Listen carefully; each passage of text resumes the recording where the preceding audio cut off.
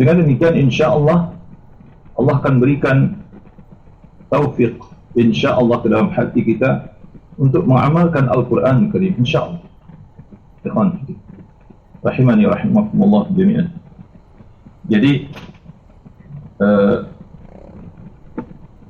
Al-Quran Karim tuntutannya kepada kita adalah kita wajib mempelajarinya.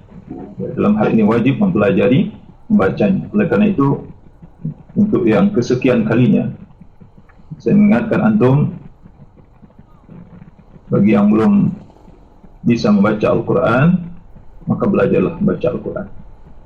Bagi antum yang mungkin sudah bisa membaca Al-Quran, perbaikilah bacaan Al-Quran antum. Ya, karena kalau kita perhatikan ya, kita ini terlalu cepat merasa puas dengan apa yang kita lakukan. Misalnya antum membaca Al-Quran Karim, merasa sudah bisa, untuk kemudian antum tidak lagi mempelajari. Subhanallah. Ya. Kalau antum lihat di luar sana, banyak orang-orang yang bacaan Al-Qurannya jauh lebih bagus dari kita, tapi mereka terus belajar. Inilah yang saya maksudkan ya. Jadi antum jangan merasa puas dengan bacaan antum, apalagi antum yang mungkin barangkali backgroundnya itu bukan background orang yang menggeluti Al-Quran Karim sejak dari kecil ya. Maksud anak antum yang tadinya dari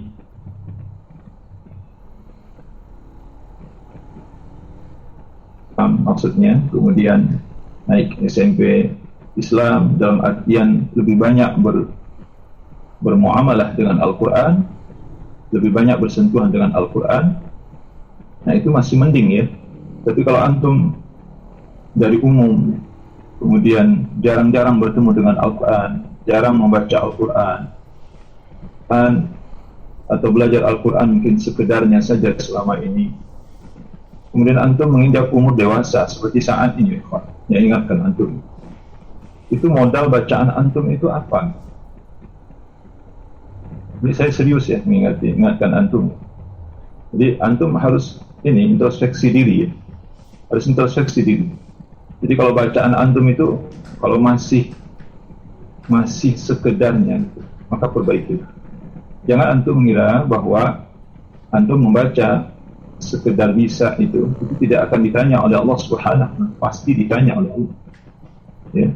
Nah oleh karena itu ikhwan fillah, ada mengingatkan antum untuk meluangkan waktu dan mencari majlis-majlis Al-Quran secara sengaja ya, secara sengaja antum cari itu majlis Al-Quran, perbaiki bacaan Al-Quran antum. Bagi antum yang sudah bisa, yang belum bisa ini lebih parah lagi. Antum yang belum bisa membaca Al-Quran secara khusus ini lebih parah nih.